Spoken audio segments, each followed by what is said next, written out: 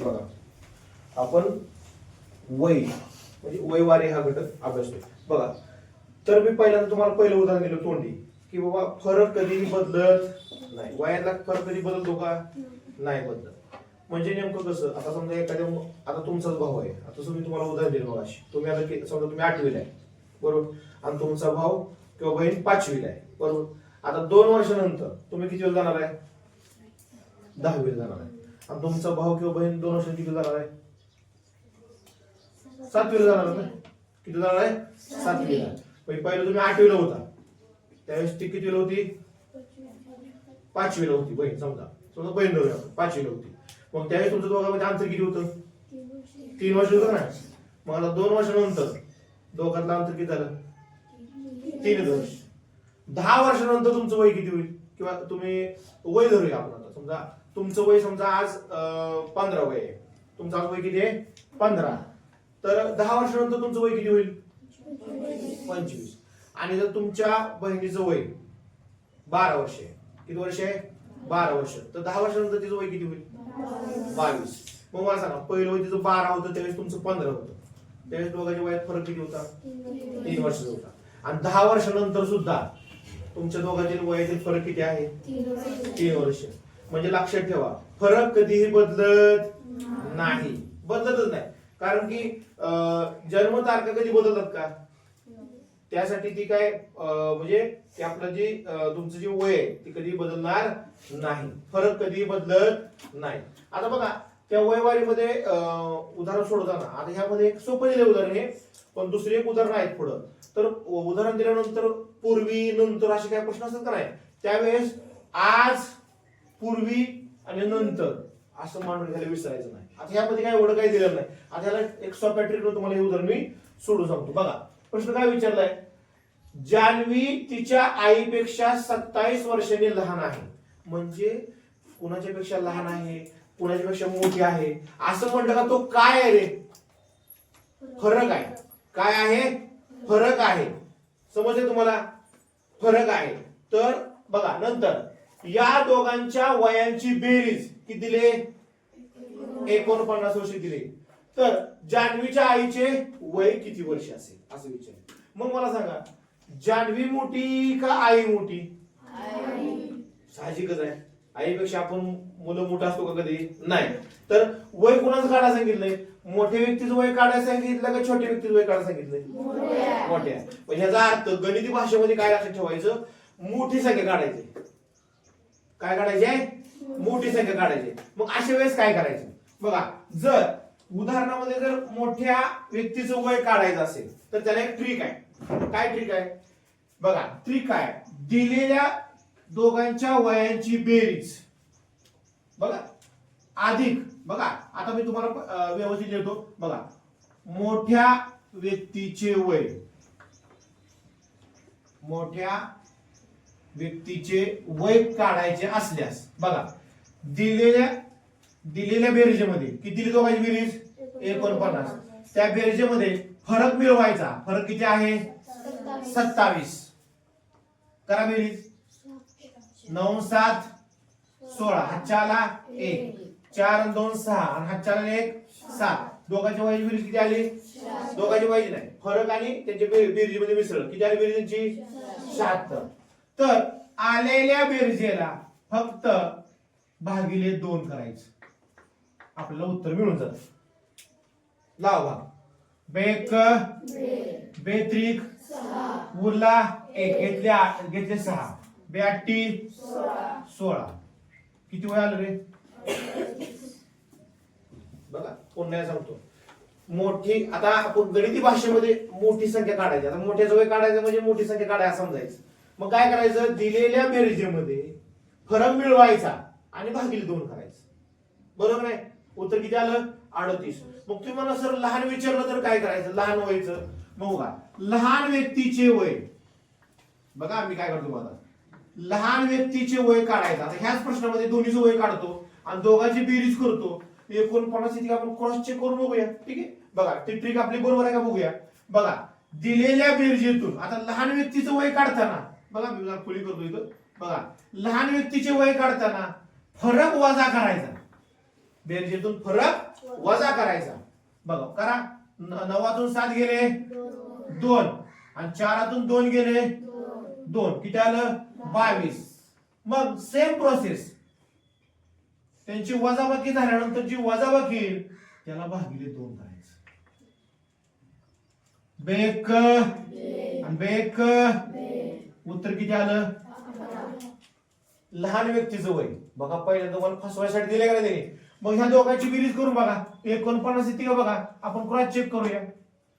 8 आणि 1 आणि 3 आणि 1, मग दोघांच्या वयाची बेरीज किती आहे. आले का आता, म्हणजे आपली ट्रिक बरोबर आहे. बघा तर तुम्हाला उदाहरण समजलं का. तुम्हाला उदाहरण समजलं काय करायचं. मोठ्या व्यक्तीचं वय काढायचं असेल तर दिलेल्या बेरजेत फरक मिळवायचा आणि भागिले 2 करायचं. ओके. आणि जर लहान व्यक्तीचं वय काढायचं असेल तर दिलेल्या बेरजेतून फरक वजा करायचा आणि भागिले 2 करायचं. उदाहरण समजलं नाही समजलं, कळलं का आता.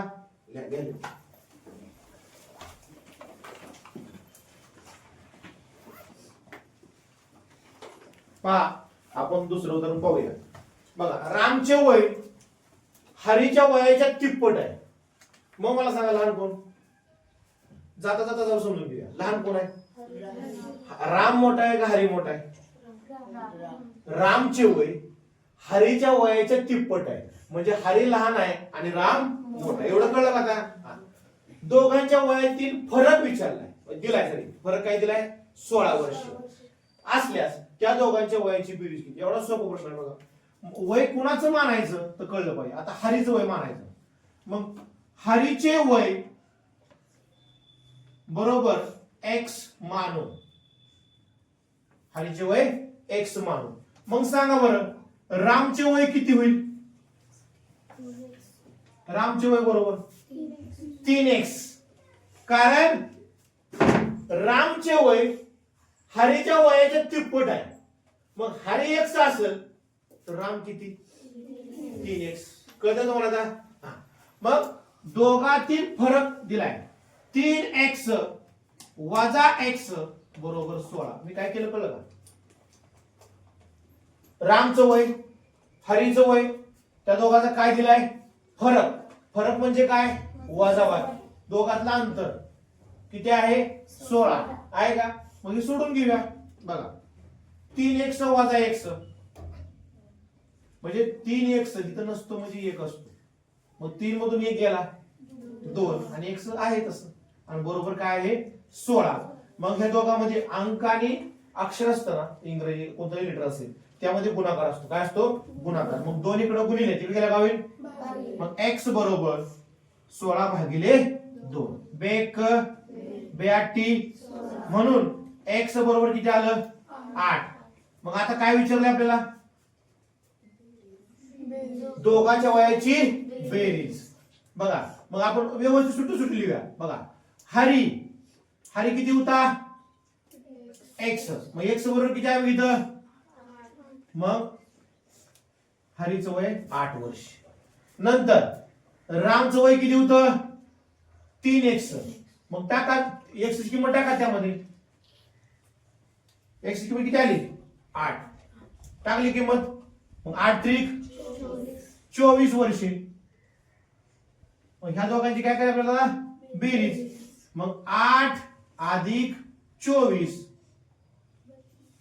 32 वर्षे असं आपल्याला उत्तर मिळालं. पर्याय क्रमांक किती आला 2.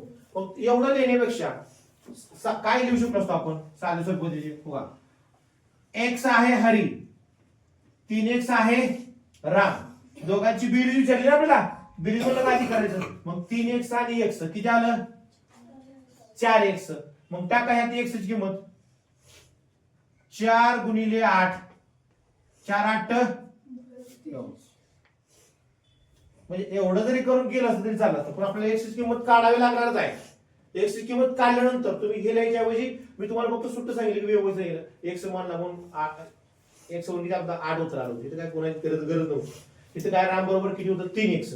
मग x ची किंमत टाकली 3 गुणिले 8 केलं. मग 8 त्रिक 24 वर्षे रामचं वय आलं. दोघांची बेरीज विचारली. मग 8 अधिक 24 बरोबर किती आलं 32. आणि दोघांची बेरीज विचारली एक्स अधिक 3x म्हणजे किती आहे 4x.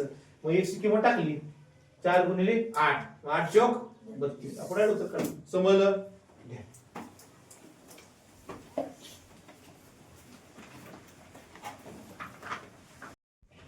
बघा आपण तिसरं उदाहरण पाहतोय. आता बघा तिसरा नमुना बघा. सीता व गीता यांच्या आजच्या वयांचे गुणोत्तर 6:5 आहे. 2 वर्षापूर्वी त्यांच्या वयांचे गुणोत्तर 5:4 होते. तर सीताचे आजचे वय किती. बघा नाव लिहून घ्यायची. बघा सीता, ओके, तुम्ही आडवी लिहू शकता किंवा उभी पण लिहू शकता. ओके, मग आडवी लिहू का उभी लिहू. ठीक आहे चला. सीता व गीता. मग इथे काय म्हणलंय आजचे गुणोत्तर. आणि काय म्हणलंय 2 वर्षापूर्वी. आता पूर्वी मला इकडे लिहायचं होतं पण आता ठीक आहे आपण इकडे लिहिले. बघा 2 वर्षापूर्वी चे गुणोत्तर. बघा हे आजचं गुणोत्तर आहे आणि हे 2 वर्षापूर्वीचे म्हणजे पाठीमागचं आहे पण मी पुढे लिहिले एवढं लक्षात ठेवा. ठीक आहे समजेल ना. मग आजचं गुणोत्तर सांगा किती आहे 6:5. बघा सीता गीता. मग इथं सीता गीता क्रम सोडायचा नाही म्हणजे 6 सीता आणि 5 गीता. मग इथं एक्स मानून घ्यायचं. आजच्या वयाचं गुणोत्तर किती आहे 6x 5x म्हणजे 6:5. आता पुढे काय झाले बघा 2 वर्षापूर्वी म्हणजे अगोदर. मग आता पूर्वी जाताना अधिक करतो का वजा करतो वजा. मग आजच्या वयात वजा करायचं. मग आजचं वय किती होतं कुणाचं सीताचं 6x. मग 2 वर्षापूर्वी वजा 2 कळते ना. आजच्या वयात वजा 2 आणि मग गीताचं आज वय किती आहे 5x आणि 2 वर्षापूर्वी म्हणलं का म्हणून वजा 2 आणि ह्या दोघांचं गुणोत्तर दिले 2 वर्षापूर्वीच किती आहे 5:4. लक्षात आहे. मग एवढंच फक्त सोडवायचं कळलं म्हणजे असं समजलं का. मी काय केलं कळलं झालं. मग हे काय केलं कळलं का. म्हणजे सीता 2 वर्षापूर्वी 6x वजा 2. सीता 2 वर्षापूर्वी सॉरी सीता वर आहे. सीता 6x वजा 2 आणि गीता 5x वजा 2 आणि त्यांचं 2 वर्षापूर्वीचं गुणोत्तर दिले की 5:4 म्हणजे 5 कोणाचं असणार आहे सीताचं आणि 4 असणार आहे गीताचं. कळतंय तुम्हाला. मग ही तर काढलेलं चालतंय कळतंय तुम्हाला. ठीक आहे आता हे सोडून घे. तिरकस गुणाकार करायचा. 4 ने एका अंशाला गुणायचं आणि 5 ने एका अंशाला गुणायचं. ठीक आहे. मग 4 गुणिले कंसाने अंकामध्ये गुणाकार असतो माहिती आहे ना लिहायची गरज नाही बरोबर. आणि हे इकडे घेऊन जाऊया 5 कंसात 5x वजा 2 सोडून घेऊया. 6 गुणात सॉरी 4 न 4 सांग आणि 1 आहे तसा आणि वजा 4 दुनी 8. आता 5 गुणा 5 25 x आहे तसा वजा 5 दुनी 10. आता बघा ज्या साइडला x ची किंमत मोठी आहे त्या साइडला दुसरं x घेऊन जायचं. मग आता 24x मोठं आहे का 25x मोठं. मग 24x तिकडे घेऊन जायचं. मग इकडं अधिक 24x आहे तिकडे गेल्यावर वजा 24x आणि इकडं वजा 10 आहे तिकडे गेल्यावर मग 10 आलं का. अधिक 10 ची गरज आहे म्हणजे वजा 8 आहे तसं आणि 25x आहे तसं होतं. इकडं अधिक 24x होतं इकडे गेल्यावर वजा 24x आहे. मग 10 वजा 2 सॉरी 10 वजा 8 2 आणि 25 वजा 24 1x म्हणजे x म्हणलं तरी चालतं. मग x ची किंमत आपल्याला किती मिळाली 2. किती मिळाली 2. आता कधी जो विचारलंय बघा सीताचे आजचे वय. बघा सीताचे आजचे वय किती आहे 6x.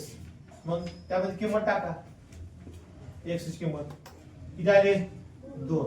मग 6 गुणिले 2 12 वर्ष झालं का?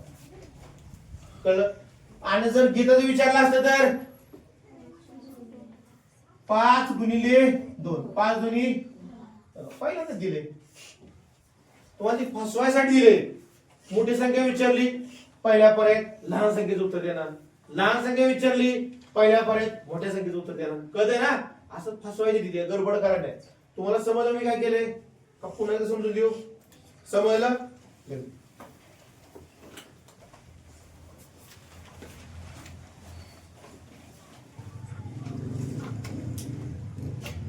पहा, मुलगी व आई यांच्या 5 वर्षापूर्वीच्या वयांचं गुणोत्तर दिले. किती? एकास 5. परंतु 5 वर्षानंतर त्यांच्या वयांचे गुणोत्तर 2:5 होईल. तर मुलीचे आजचे वय किती वर्ष असेल? बरोबर. मग मी सांगितल्याप्रमाणे तुम्ही बघा नाव लिहून घ्या. अशी पहिल्यांदा काय लिहिले? मुलगी. तर आपण पहिल्यांदा मुलगीच लिहूया. नंतर कोण दिलंय? आई. नंतर आई लिहूया. असं काय लिहिलं? कारण की पहिल्यांदा गुणोत्तरच दिलं ना. मुलगी आई एकास 5. ओके. मग इथं लिहायचं किती वर्षापूर्वी? 5 वर्षापूर्वी. आणि नंतर काय म्हणलंय? 5 वर्षानंतर. हा, मग आपण गडबड काय करतो? आजचं काढायला विसरतो. कळते का? हीच महत्वाची या उदाहरणाची खासियत आहे. म्हणजे पूर्वीचं आणि 5 वर्षानंतर विचार करतो, पण आपण आजचा विचारच करत नाही. उदाहरणार्थ तुम्हाला द्यायचं झालं, आज तुमचं वय किती आहे? 14. मी तुम्हाला काय विचारलं? 5 वर्षापूर्वी तुमचं वय 9 आहे. तर 5 वर्षानंतर तुमचं वय किती होईल? तुम्हाला 14.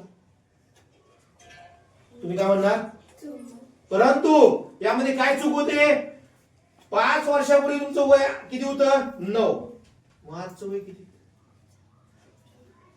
आजचं वय किती? अरे 5 वर्षापूर्वी किती? 9. मग आज किती? 14. आणि 5 वर्षानंतर? मग तुम्ही मगाशी म्हणला की 5 वर्षानंतर वय 14. लक्षात आहे का? आजचं काढायला विसरतो म्हणून हे उदाहरण चूक. लक्षात आहे का?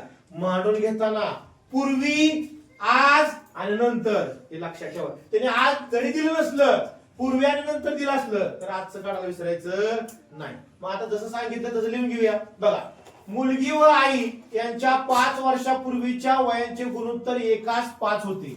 म्हणजे मुलगी 1 आणि आई 5. मग 1x 5x. ओके. कधी? 5 वर्षापूर्वी. सांगा राधिका, आजचं वय किती असेल? कोण सांगते? इथं